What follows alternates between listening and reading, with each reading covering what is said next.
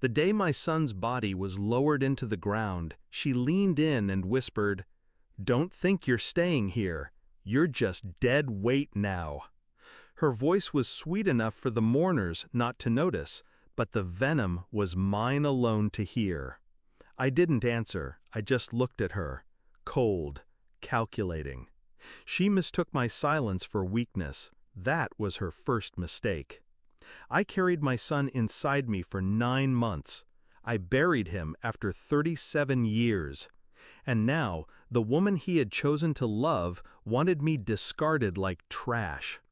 I remember when she first entered our lives. Bright smile, polite tone, always offering to help in the kitchen. I thought she was genuine.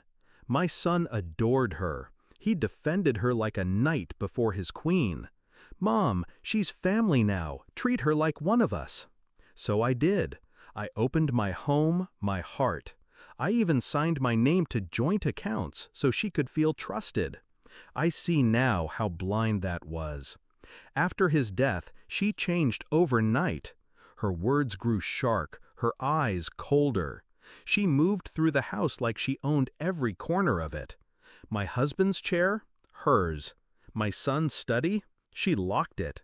She began leaving pamphlets for retirement homes on the kitchen table, her handwriting circling phrases like affordable care and end-of-life support. One evening, she didn't bother with subtleties. "You'll leave after the funeral," she said. "I want the house to myself. You can figure the rest out." I simply nodded. I let her believe she'd won. The day of the will reading came. She arrived in designer black, chin lifted high, grief disguised as arrogance. I sat quietly, my hands folded, letting her have her little performance. When the lawyer read the first part, her smirk widened. My son had left the house in her name. Some accounts too. Enough for her to think she had stripped me bare. She turned, lips close to my ear, and whispered, "Hope you enjoy being homeless. I made sure you get nothing." Her mistake was believing money was the only currency that mattered. The lawyer cleared his throat. His voice dropped as he said, "There's one final section." I felt her body tense beside me. "As per Mr. Harris's instructions," the lawyer continued, "all business holdings, silent partnerships, and residual shares remain under his mother's name. Net worth at the time of death, $48.6 million. Silence. I watched her smirk collapse, her skin drain pale. She blinked rapidly, her breath hitching. Then her body slumped forward, and for a moment I thought she'd fainted from shock. The lawyer didn't flinch, neither did I.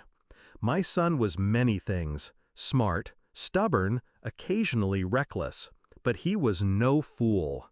He knew his wife loved luxury more than loyalty. Months before his illness worsened, he transferred everything of substance to me. The house?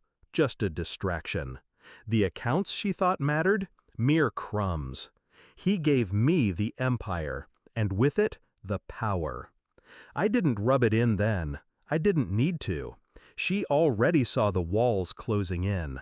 Her hands shook, her voice cracked as she tried to argue with the lawyer.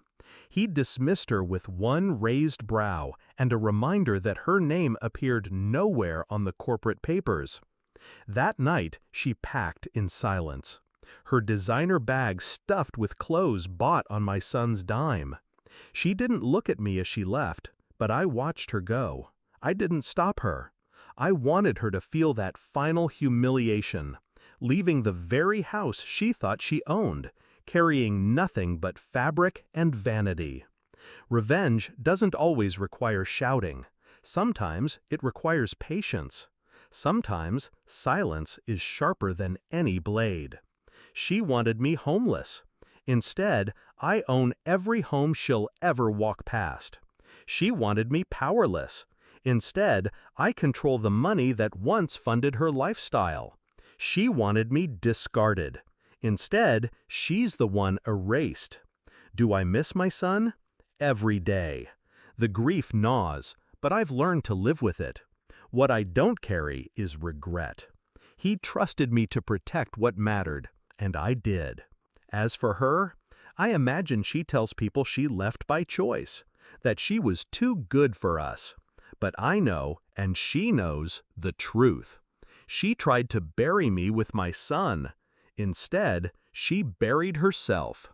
Power isn't inherited, it's revealed.